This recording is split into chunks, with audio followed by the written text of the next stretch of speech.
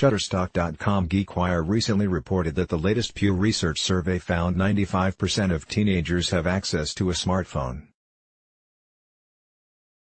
Smartphone ownership is nearly universal among teens of different genders, races and ethnicities and socioeconomic backgrounds, the report confirms. The research suggests that the 45% figure has nearly doubled from the last related survey conducted in 2014-15.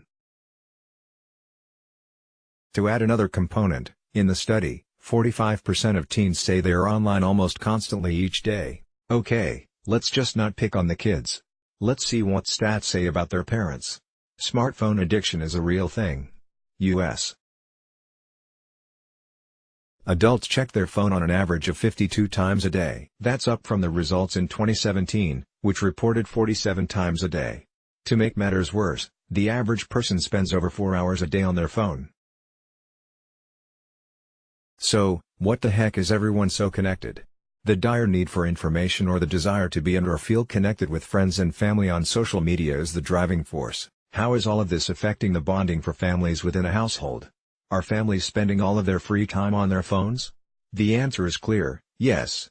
Cell phones are an invaluable source of communication. But with all good things, come the negative things as well.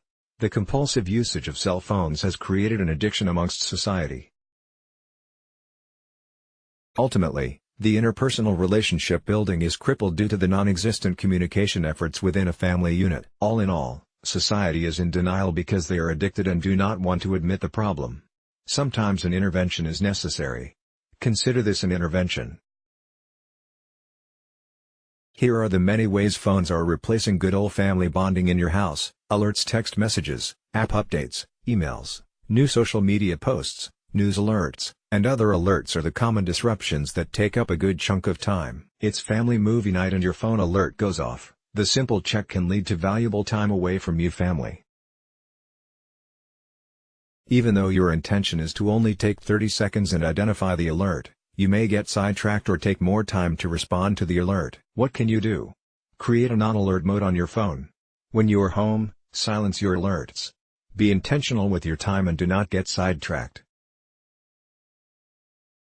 There are settings on most phones that allow you to set non-alert parameters. If it is an emergency, your phone can allow certain people's calls to come through, and set off an alert.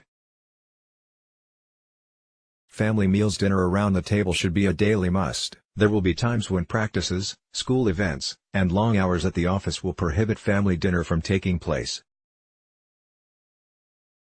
Nonetheless, implementing this tradition is a great way to reinforce good habits, but normal family conversation and updates cannot naturally occur if phones are present at dinner.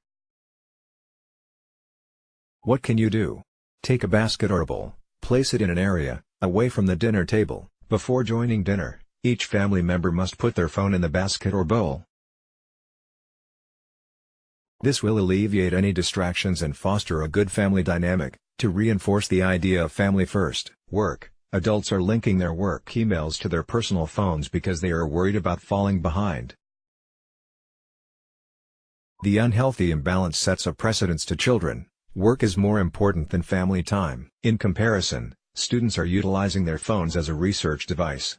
But, let's be honest, the phone is a distraction and is not being used for just homework. Work. Adults are linking their work emails to their personal phones because they are worried about falling behind. The unhealthy imbalance sets a precedence to children. Work is more important than family time. In comparison, students are utilizing their phones as a research device. But, let's be honest, the phone is a distraction and is not being used for just homework. What can you do? Set boundaries. If you must take your work home, then only check your emails during a set amount of time and make sure that time is limited. If your child is using their phone for schoolwork, then limit that time. Set up screen restrictions and parental limitations that only allow your student to use the device for schoolwork. Necessity. Ask yourself, do you and your children really need a phone? Before you click that X in the top right corner, keep reading. Yes, viewing at social media, watching videos or looking at the news can be relaxing activities, but monitor your screen time. There is no reason anyone, adult or child, needs access to their phone 24/7. The same rule is true for children. Another element parents must assess is the age a child receives a phone. Continued on next page. Let's block ads. Why?